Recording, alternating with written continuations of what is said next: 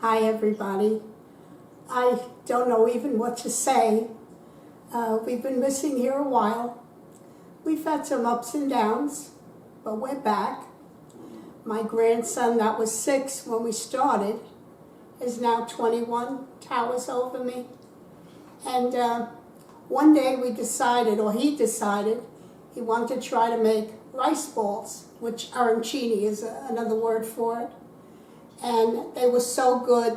Everybody that tasted it said it was the best they ever had. So we thought today we'd make them again. He mostly makes them. I'm his sous chef. I don't do anything. I just observe and give orders.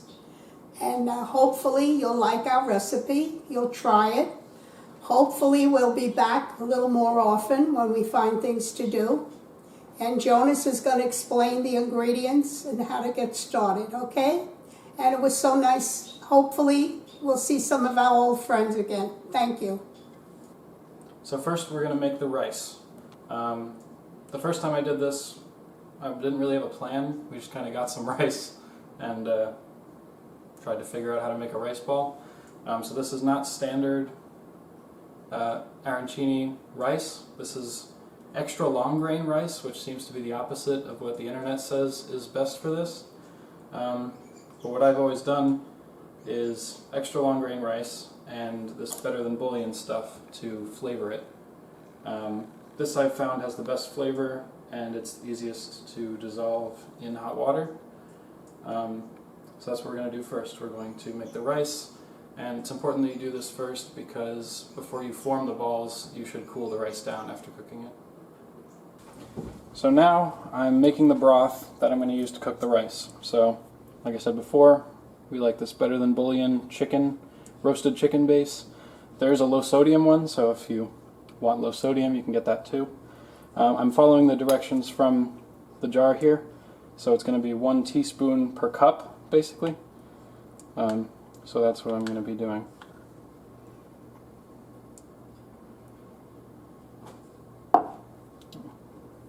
Get messy here.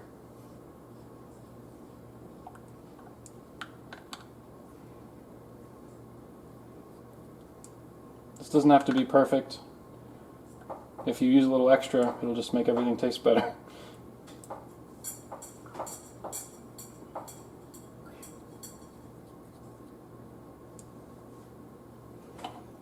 So that's for, this is 4 cups and that's 2 cups because we are doing 3 cups of rice, which requires 6 cups of water. The amounts that we're making for all of these will just depend on how many rice balls you want to make, and also how big you want to make them, and all of that. So you just want to... It's better if this water's hot. It's not the hottest water, but you just want to combine it pretty well. And I can rinse my finger off in there. It's going to be boiled anyway. So. Now we're going to start cooking the rice. So I started this pan out, put some olive oil. It's heating up. Then I'm going to add the rice. This is my 3 cups of rice. I use the extra long grain, like I said before. Not necessarily the most important. One thing to note is I didn't wash this. And I think that does matter. I'm not really citing from anywhere, but I think this does matter because the starch that's left on here, I think helps it all congeal together when you're finally actually making the rice balls with this rice. So I'm gonna add that in. This I remembered, I just saw this on some other rice ball recipe that they did this first. Like they got the rice to have like this, I don't know, olive oil coating before they added all the broth, and yeah, like that. I don't think it needs to actually cook for any amount of time. You just want it to be coated like this, and then I'm going to add my broth.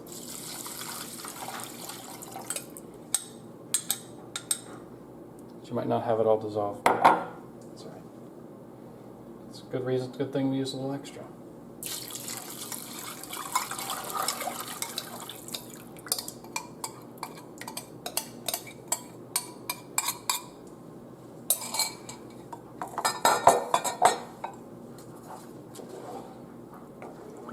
So now this is just cooking rice. So this just needs to cook. We'll come back to you when it is all cooked. So now you can see this is roughly the consistency that you want the rice to be in. We really just let the water, cook the rice and boil.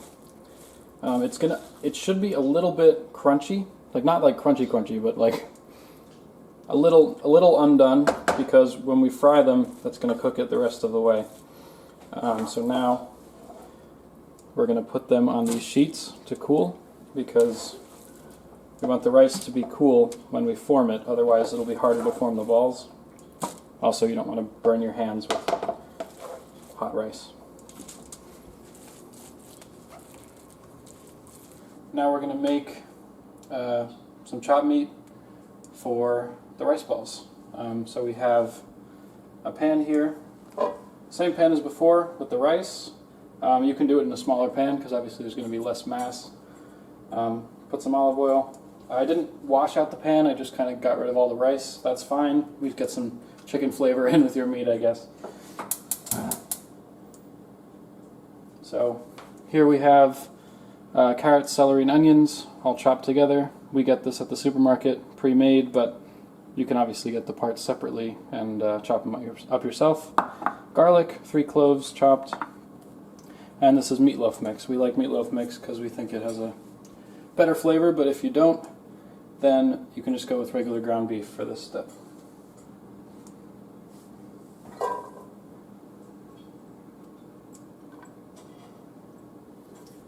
Adding carrots, celery, and onions first.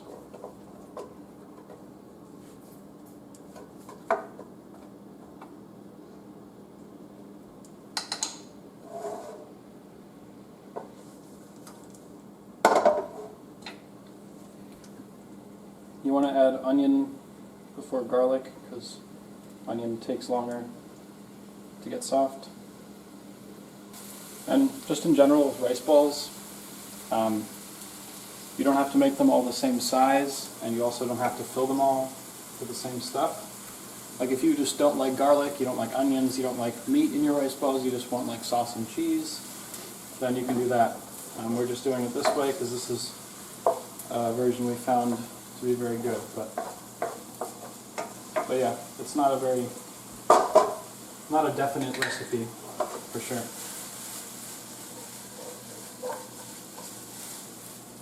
I've seen online there's like dessert rice balls too, but I haven't gotten into that. Alright, so this has been cooking for a little while. I noticed I can start to smell it, get the aromas, so that means for me it's about time to put the garlic in. Garlic burns the quickest, so you definitely want to add that last when you're talking about your vegetables. At this point I'm going to add a little bit of salt and pepper.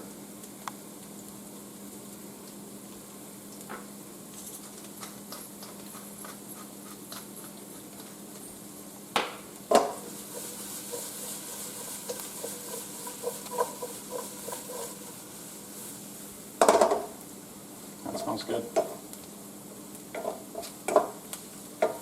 A couple minutes, the garlic will start to brown, and then I'm going to add my meat. This was pretty quick after I added the garlic. It's about time to put the meat in. Because you're just going to mix it up anyway, I kind of use my hands there, and unless you just want to be breaking up the clumps. I'm just going to keep cooking.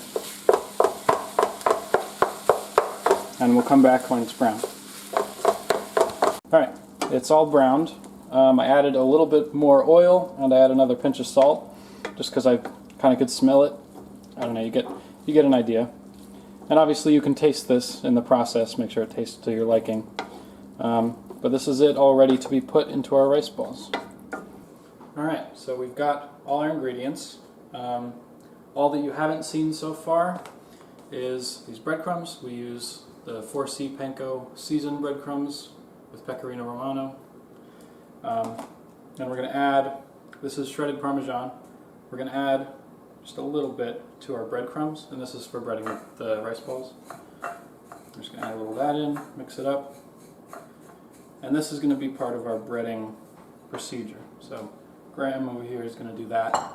This is 2 eggs scrambled. This is a jarred tomato sauce. We found that a couple jarred tomato sauces are pretty good, and for this purpose you're not super focused on the sauce flavor because this is going inside the ball. So yeah, this is just a jarred tomato sauce that we like. Other than that, we have mozzarella cubed. This is fresh, not like in a package.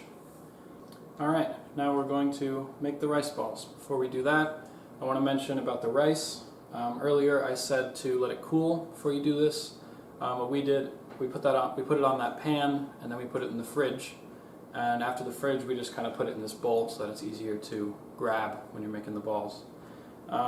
Also, it's been a while since I made these, so we did a test one, and it's very large, but it looks good. So yeah, here's how you make my version of a rice ball. So I have very large hands, so this is very much going to vary on your hand size for the person who's making it. So I kind of just grab some rice, right? I put it into the palm of my hand like this. I really don't know how to explain it any better than what I'm doing, but then I'm just going to start putting the stuff on. So I start with a little bit of sauce. I put some mozzarella. Then I grab some of our meat. I try to get some of the vegetables from the meat in there, just so that no one's going to see this, but just so it's a little more colorful. Then I'm just going to pinch this cheese. A little bit of cheese, shredded cheese. And then this is where it gets kind of crazy. You just kind of grab with your other hand more rice, and you kind of just mush them all together. What comes in handy for me, the reason you want to make it the size of like this, like both of your hands smushed together, is so that you can form the ball very easily like this.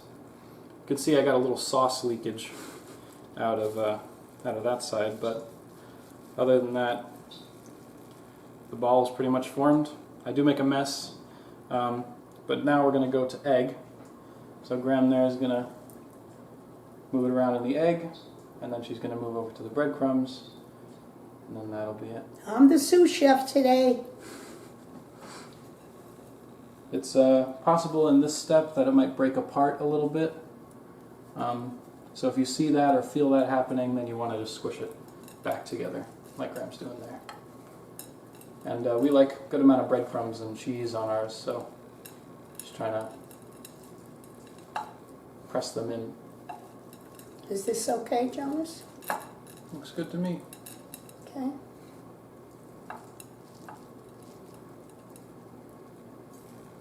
My Right. God, one of these is plenty for dinner and breakfast, I think. God bless. So we're going to make the rest of these, and we'll be back when we're frying them. Alright, so you can see we have our finished rice balls here, and we have our very hot pot of oil here. I have a thermometer out so I can make sure the oil is to temperature. It's about 350 right now. We used canola oil. And yeah, we're just going to fry them until they're nice and crispy on the outside. So I'm using this tool, I don't know what you call it, to drop them in.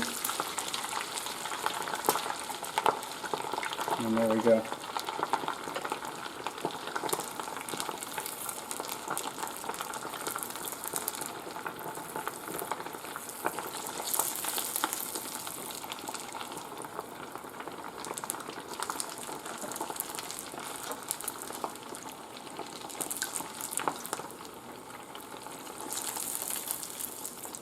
looking good so far. I'll actually turn down a little bit. And with frying like this, you definitely can put like a small layer of oil in a pan and do it that way. Just keep rolling them around. Found this tends to be more even, but you are going to be using a lot of oil if you try to do more than one of these at once. So at this point, it's pretty much done. The breadcrumbs are nice and brown and crispy.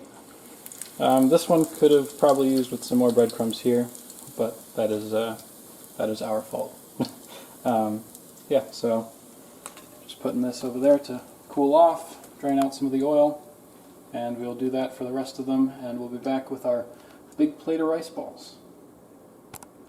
Alright, so we fried the rest of the rice balls, and this is what we came up with. One thing we thought of while frying them was we've seen a lot of people online include peas in their recipe. We don't really like peas in rice balls, but obviously you can just add them when you make these or any other rice ball. Another thing we noticed is we think traditional breadcrumbs, not panko, would have been better because they would have coated it better. We saw that a lot of these panko ones were falling off, but I mean they should still be tasty, just a little less bready. And yeah, those are my rice balls. And I want to show you what a beautiful grandson I have. He did 99% of this himself, but I'm his sous chef, so I did whatever he tells me to do. We love doing this again today. Also, we're in my son and my daughter-in-law's new home in Pennsylvania, and we had such a good time. Now they're gonna give us dinner because we worked very hard. We want to tell you to please subscribe. I don't know how many more we're going to do. I'm getting a little emotional, but we love seeing everybody again, and please subscribe to our channel, and my grandson and I are going to look for more recipes. Thank you so much. We love you. Bye. Bye.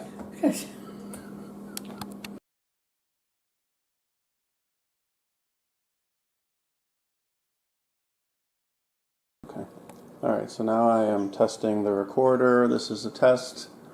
Hi, everybody. Hello. Speak a little bit to each other. Hi, everybody. Hi, Graham. Hi. Hi. Okay, very good. Well, let's see if that worked. I'll do that. Yeah. The rice has to be made first because that's the cool. Graham, you're going to be a little bit in the shot, so don't pick your nose, okay?